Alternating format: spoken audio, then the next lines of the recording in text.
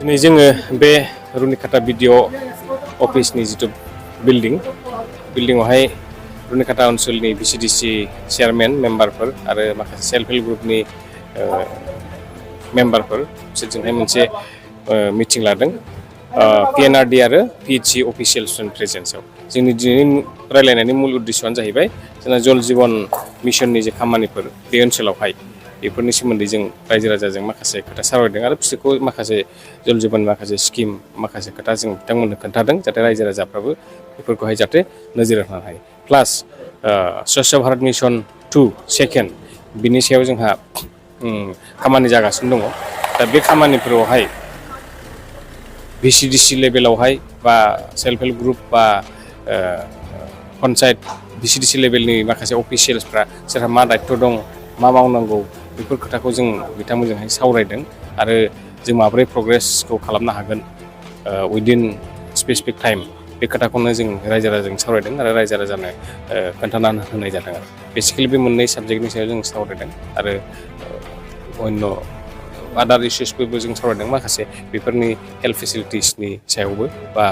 educational इनस्टिटिउसननि फेसिलिटिसफोरनि सायावबो दा बे रुनिकाटा ओनसोल बा रुनिकाटानि सोरगिदिं थानाय गामिफोरनि रायजो राजानि सुबिदानि थाखाय जों माबोरैहाय बेफोर खामानिखौ माबोरै दावगाहोनो हागोन बा आवगायहोनो हागोन बे खोथाखौनो जों रायजो राजाजों सावरायनाय जादों एसेबां गोथौ ओनसोलाव दाबो गोबां सुबिदा गैया सार बे लासैनो जालांगोन दा बेखौनो जोंहा जल जीवननि खेथ्रआवबो जेरैहाय डिसि सारा एसे सिगां बुंबाय जे जल जीवनाव दा जोंनावहाय चिराङावहाय 182 स्किम सोलिगासिनो दं बिनि बिथोरावहाय फुराना स्किम आरो माखासे गोदान स्किम स' 139 फुराना स्किमखौहाय रिट्र'भेटिक खालामनो माने रिपेयारिं खालामफिननानै सोलिहोनाय जादों आरो माखासेया जाहैबाय गोदान स्किम 43 खामानि सोलिगासिनो दं आरो बिनि अनगायैबो जोंहा दा 248टा एन्टायार चिरां डिस्ट्रिक्टआवहाय स्किम गभर्नमेन्टनिफ्राय एप्रुभ जानानै फैबाय आरो बिनि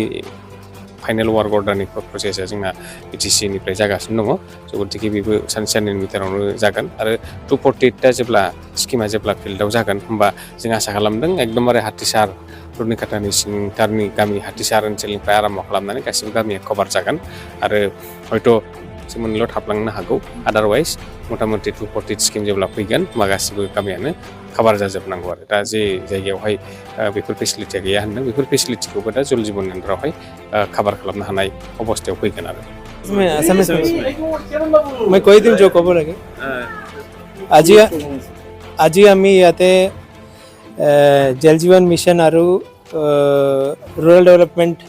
অফিচিয়েলছ লগতে আমি মিটিং কৰিছোঁ আজি আমাৰ মেইন উদ্দেশ্য আছে আমাৰ जो জল জীवन মিশন স্কিম ইউজাৰ কমিটিজ আৰু যি সাৰ্ভে ৱৰ্কছ আছে আমি এটো ওপৰতে আমি আলোচনা হ'ল সো আমি I am happy to say that আজি পিসিডিসি মেম্বাৰ্স পিএনআৰডি অফিচিয়েলছ আৰু ৰাইজ একচুয়ালি পাৰ্টিসিপেট কৰিছে আৰু they are also interested in doing the survey works and also the formation of user committees and opening of bank accounts আমি আশা কৰি আছো আৰু আগত দিনতে এটো সাৰ্ভে works আৰু যি user committee formation ভাল হৈ আমাৰ এটো জল জীवन মিশন স্কিম আমি ভালকৈ আমাৰ এটো গাঁৱতে আমি ইমপ্লিমেন্ট কৰিব পাৰিম থ্যাংক ইউ চিৰাঙত কিমান স্কিম জল জীवन কেতিয়ালৈকে কমপ্লিট হৈ যাব জল জীवन মিশন বৰ্তমান ফেজতে 182 স্কিমস চলি আছে সো 182 স্কিম ভিতৰতে বৰ্তমান अराउंड 8 স্কিমস কমপ্লিটেড আছে আৰু